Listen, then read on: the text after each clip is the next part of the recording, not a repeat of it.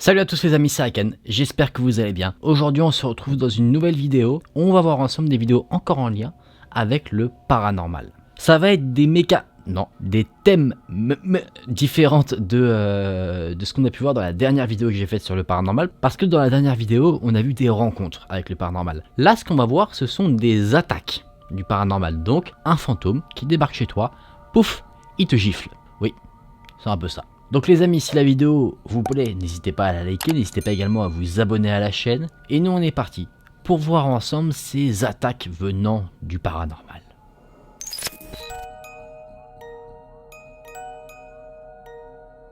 Elisabeth nous dit la chose suivante. J'ai été réveillée par une violente gifle sur le côté gauche de mon visage.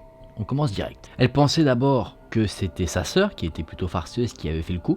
Sauf qu'elle a vu ensuite sur son réveil qu'il était 1h30 du matin. Sa sœur, elle, dormait à point fermé dans une autre pièce, et ça s'est pas arrêté là. Pendant qu'elle essayait un petit peu de réaliser ce qui avait pu se passer, Elisabeth a commencé à sentir qu'on lui tirait les cheveux, mais on tirait tellement fort que sa tête se faisait secouer. Donc ça veut dire que la personne qui lui faisait le coup, vraiment elle devait lui tirer fort pour que vraiment sa tête parte avec l'action quoi.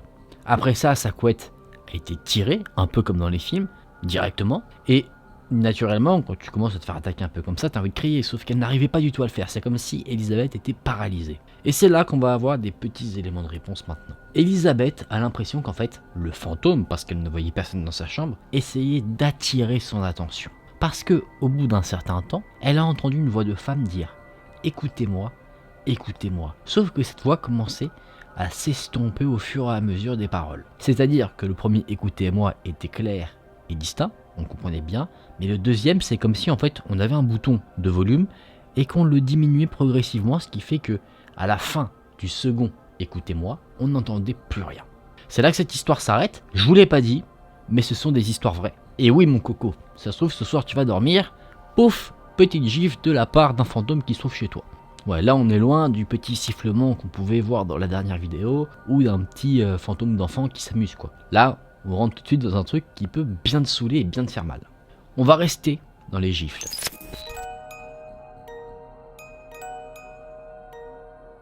On est en 2005, Marie-Anne est chez sa tante, dans les Philippines. Elle est tranquillement sur une balançoire, quand à un moment, elle voit quelque chose. Elle voit une petite fille, vêtue d'une robe rouge, mais vraiment c'était une vision fugace.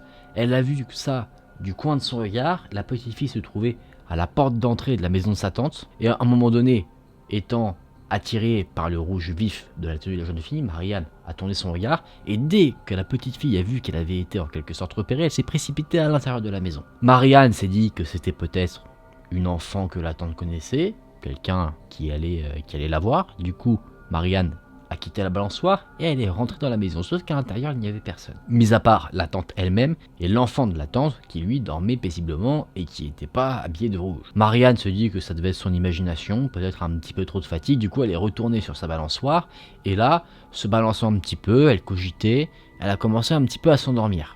Sauf qu'elle a été réveillée. Elle a été réveillée par une claque, mais une claque pas qui te prenait tout le visage, vraiment c'est comme si la main était assez petite. Marie-Anne a tout de suite été réveillée, elle pensait en fait trouver l'enfant de sa tante qui était venu et qui lui avait mis une claque, sauf qu'il n'y avait personne, elle était totalement seule.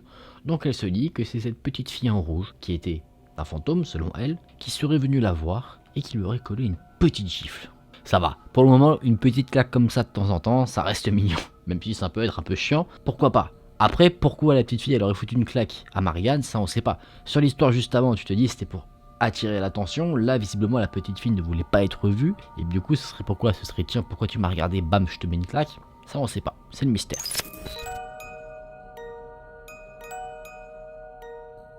Là on a vu des accidents qui n'étaient pas mortels, une gifle généralement ça te tue pas. Par contre quelque chose qui peut faire bien mal, c'est de se faire pousser dans les escaliers, là ça peut mal tourner. Et bien c'est ce qui serait arrivé à une certaine Mélanie en 1982. Elle était dans un restaurant en Floride, et le restaurant où elle se trouvait avait une réputation plutôt particulière, la réputation d'être hanté. On disait qu'il y avait un fantôme qui était dans les lieux, le fantôme d'une femme qui avait été assassinée sur une voie ferrée qui se trouvait non loin du restaurant dans les années 1920.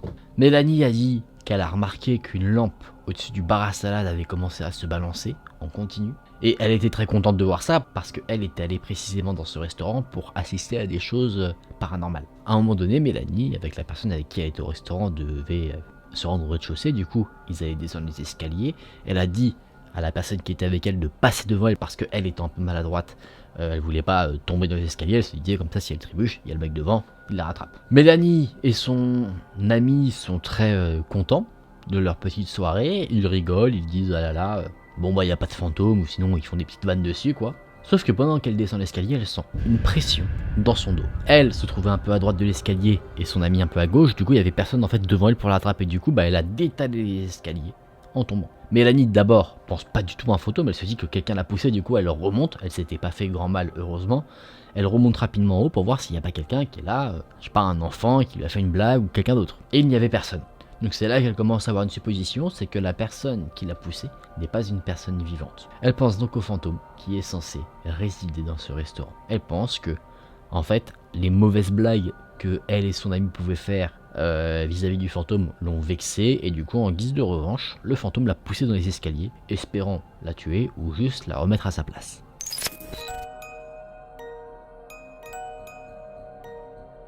Cassie, elle aussi, nous dit avoir eu une expérience désagréable avec une entité paranormale dans un escalier. Elle était en visite avec son compagnon dans la maison de son frère, et ce frère, lui, il cachait pas que sa maison, elle avait un petit souci, quoi. Et pour lui, sa maison était hantée. Et Cassie, elle allait en avoir en quelque sorte la confirmation. Néanmoins, Cassie, elle, étant plutôt friande de ce genre d'événements, elle a déjà visité à titre de loisir des maisons supposément hantées, donc pour elle, c'est pas le genre de truc où elle va se dire « Bon, ta maison est hantée, je veux pas venir ». Non, elle se dit « Ça me va très bien ». Sauf que le frère va dire « Le truc chelou qui se passe ici, c'est que s'il y a un esprit, il aime bien pousser les gens dans les escaliers. Quand tu chutes dans un escalier, ça peut être très dangereux, donc mon conseil, si jamais il y a quelqu'un dans cette situation-là, c'est de déménager ou d'essayer de faire partir cet esprit, parce que bon... Certes, dans les histoires qu'on a pu voir jusqu'à maintenant, il n'y avait pas de décès, rien de dramatique, juste une petite chute, mais ça peut être vraiment très grave. Une chute dans les escaliers, il y a plein de cas où des gens décèdent parce qu'ils sont tombés dans les escaliers. Et oui. Mais bon, Cassie, en tout cas, elle, a bien eu affaire à ce fantôme qui l'a poussée dans les escaliers. Elle descendait pour aller chercher son mari, et en fait, elle a senti, non pas dans son dos, mais plutôt au niveau de ses mollets ou de ses pieds, une pression. Du coup, en fait, ses jambes sont parties. C'est pas comme l'histoire d'avant où là, la personne s'était fait pousser plutôt vers le haut du dos. Du coup, cette personne-là était tombée en avant. Là, Cassie, elle a ses jambes qui sont parties et elle est tombée. En fait, elle a glissé les 4-5 premières marches sur les fesses. Du coup, ça a fait du bruit. Tout le monde est venu voir si ça allait. Et effectivement, ça va. À part une petite douleur, elle n'avait rien de dramatique, fort heureusement. Et elle a bien expliqué à tout le monde que, eh bien voilà, elle avait senti une pression au niveau de ses pieds, ce qui l'avait fait chuter. Et le frère a confirmé que c'était généralement de cette manière que les gens tombaient dans les escaliers. Ils tombaient pas vraiment en étant poussés avec une force incroyable, c'était juste une sorte de petite balayette au niveau des pieds. Là, je dédramatise la situation, mais ça pourrait faire pas mal de dégâts, parce que si la personne tombe en arrière et qu'elle se tape la nuque, bah là tu descends les escaliers jusqu'au cimetière.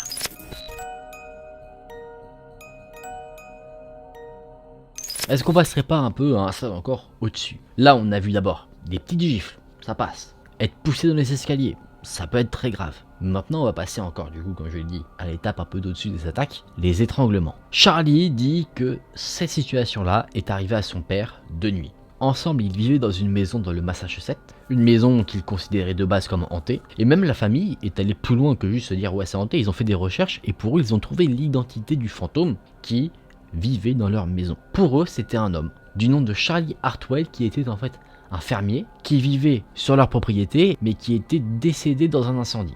Effectivement, selon mes petites théories, ça colle. Quand tu te dis des morts un peu accidentelles, comme ça, dramatiques, pas en tout cas des morts naturelles, et bah pour moi, ça fait que ça peut créer justement une possession d'un lieu, d'une personne qui y vivait.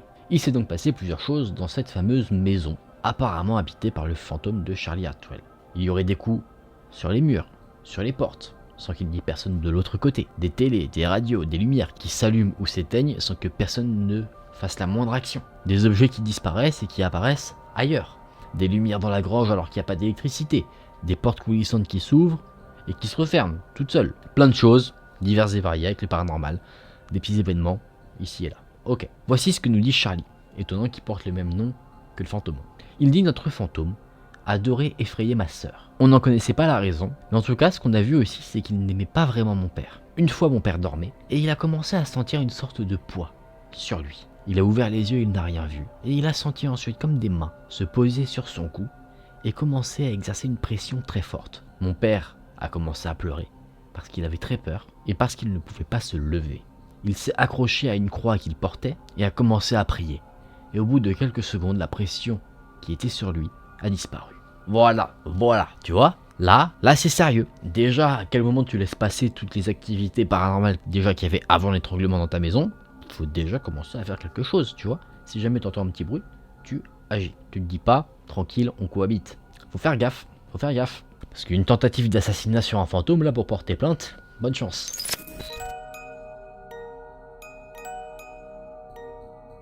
Voyons maintenant ce que Roger a à nous dire. Il dit qu'il a eu un contact avec un fantôme qui aurait essayé de l'attaquer. Ça tombe bien, c'est le thème de la vidéo. On est en 1967, dans l'après-midi. Roger, à cette époque-là, était un étudiant qui travaillait pendant l'été. Il travaillait dans un grand motel en Pennsylvanie.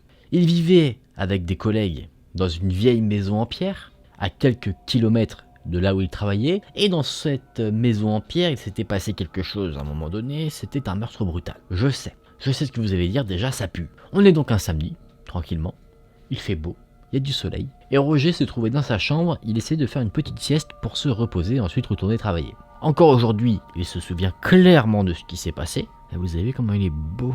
Ça n'a rien à voir avec l'histoire. Il dit qu'il était 13h quand il s'est allongé sur son lit et qu'il a commencé à fermer les yeux. Et d'un coup, il sait pas pourquoi, parce qu'il voyait rien, il a été pris d'une terreur extrême. Une terreur qui a fait qu'il a rouvert les yeux et là il a vu quelque chose. Il a vu venir du mur un homme. Mais un homme qui n'était pas comme moi ou comme d'autres hommes, c'est-à-dire fait de chair et de sang, c'était l'ombre d'un homme. Alors qu'il faisait très beau, donc normalement on ne devrait pas la voir forcément parfaitement. Sauf que là c'était une vraie ombre, c'est ce qu'il nous dit. Et cette ombre aurait tendu les bras vers Roger. Roger se dit, oula, je me suis endormi peut-être trop vite et je suis en plein cauchemar, en plein délire.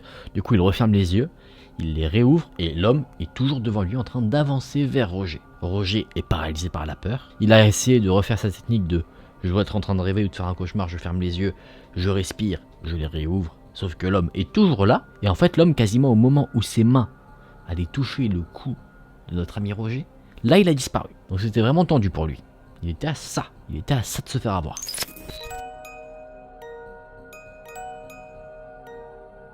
Là, il y a le rapport d'une autre personne. Alors, cette personne-là, on ne connaît pas son nom. Du coup, on va l'appeler Brian. Brian dit que lui, il s'est fait... Brian. Je suis parti direct là, en mode Brian. Brian dit qu'il s'est fait attaquer, lui, en 2008 dans un casino. Un casino qui se situait au Michigan. Lui, il était dans l'hôtel du casino, avec ses enfants, son frère et sa femme. Il s'est réveillé à 3h30 du matin avec une sensation de pression sur le côté, comme si quelque chose cherchait à le pousser un peu. Il pensait que c'était peut-être sa femme avec qui il dormait, qui était en train de le pousser pendant qu'elle-même... je sais pas, dans une action comme ça, pendant qu'elle dort, quoi. Du coup, il a voulu faire un geste de bras pour dégager un peu, je sais pas, un pied ou une épaule ou peu importe, qui pouvait le pousser. Sauf qu'il n'a rien senti du tout. C'est comme s'il y avait personne en fait derrière lui, mais qu'il était quand même en train d'être poussé. Enfin, il n'a pas senti quelque chose de solide comme un corps humain. Il a senti, je sais pas, comme si en fait son bras, pendant qu'il essayait d'enlever quelque chose, se confrontait à un obstacle, je sais pas, dans l'air, une sorte de vapeur, quelque chose, mais pas un corps humain. Sauf que, et c'est là qu'on va peut-être avoir un peu des frissons. Brian, il se dit, qu'est-ce que c'est? Donc, lui qui était sur le côté, jette un coup d'œil, et il a vu une sorte d'ombre, plus sombre que la noirceur de la pièce. Parce que parfois, quand on est dans une pièce, il fait pas forcément noir total. Des fois, il y a des petites lumières qui permettent de discerner certaines choses. Et bien là, c'était le cas dans cette chambre d'hôtel, et il y avait quelque chose qui était par contre totalement noir, qui ne reflétait aucune lumière. Là, déjà, Brian n'est pas serein du tout, mais il va entendre quelque chose. Il va entendre un rire, comme si on se moquait de lui. Et pendant que cette entité rigolait, il continuait à se faire pousser du lit. Brian s'est débattu, mais il n'arrivait à rien. À un moment donné, il a décidé de rester une prière, sommant l'entité de le quitter au nom de Jésus-Christ. Et à la fin de la prière, l'entité a bondi au plafond et a disparu. C'est là que son témoignage s'arrête. Ouais, ça c'est chaud quand même. Entendre un rire quand t'es tranquillement en train de dormir de nuit, c'est pas le genre de truc qui me botte beaucoup. Les amis, je vous propose qu'on s'arrête sur cette dernière histoire, parce que je trouve qu'on s'arrêterait plutôt bien avec cette histoire-là. Moi j'aime bien cet aspect de fantôme qui te rit au visage, même si ça doit faire bien flipper de le vivre. En tout cas, j'espère que ces histoires vous ont intéressé. C'était assez court, hein, c'était assez condensé, mais comme ça on a pu en voir pas mal et voir différents aspects. On va en débriefer en se remettant dans une ambiance beaucoup plus chill. Alors, vous avez aimé? Moi j'ai bien aimé, parce que déjà ça va droit au but. C'était certes condensé, c'était rapide, je sais pas si la vidéo sera très longue. Moi j'aime bien ce format là parce que, tu vois, il n'y a pas besoin de dire Charlie, il vit dans une maison avec sa mère, son père, il est au lycée, et au lycée ça se passe bien, il a des bonnes notes, il aime pas trop les maths. Il rentre chez lui, nanana, et puis après, tu vois, genre, il y a qu'à la fin que t'apprends le truc, tu vois, on s'en fout du contexte. On te donne l'essentiel, la maison, elle est hantée, c'est un truc qui est connu des personnes qui y vivent, ils savent que de temps en temps, il y a ci, il y a ça, il y a ça, mais une fois, il y a eu une attaque, et là, on a, on va dire, le plus de détails concernant le récit. Après, on s'en fout, hein, qu'ils aient acheté la maison en location, est-ce qu'ils sont propriétaires, est-ce qu'ils ont fait un potager ou quoi, ça, on s'en bat les cacahuètes. J'ai trouvé que c'était des histoires très intéressante, très réaliste, ça part pas forcément dans tous les sens comme des histoires que j'ai pu raconter, qu'elles sont plus de la fiction, tu vois, ça reste sobre, quelqu'un se prend une petite gifle, ça c'est un peu marrant, après on augmente d'un grade, les escaliers là ça pourrait être très dangereux, et enfin l'étranglement, ça c'est sûr que ça a de quoi te faire bien flipper. Pour le dernier truc, la dernière histoire, je me dis, est-ce que ce serait possible, au vu de la description qu'on a, que ce soit une sorte de paralysie du sommeil? Ou même quand on a la sensation de se faire étrangler, est-ce que ce serait possible? La gifle, ça, bon, ça me semble trop gros pour que ce soit par exemple paralysie du sommeil. Les escaliers, pareil, parce que c'est clairement quand tu es éveillé. Mais tout ce qui se passe, on va dire, au moment du sommeil. Est-ce que ça pourrait être une paralysie du sommeil, le fait de voir une ombre, ce genre de choses? Notre esprit, parfois, pour sûr, peut nous jouer des tours. Et parfois, eh bien, ce qu'on a en face de nous est bien réel. En tout cas les amis, j'espère que ces histoires vous ont plu. Si c'est le cas, n'hésitez pas à liker la vidéo et à vous abonner à la chaîne. Nous on se dit à très vite dans une prochaine vidéo. Prenez soin de vous, c'était Aiken. Salut!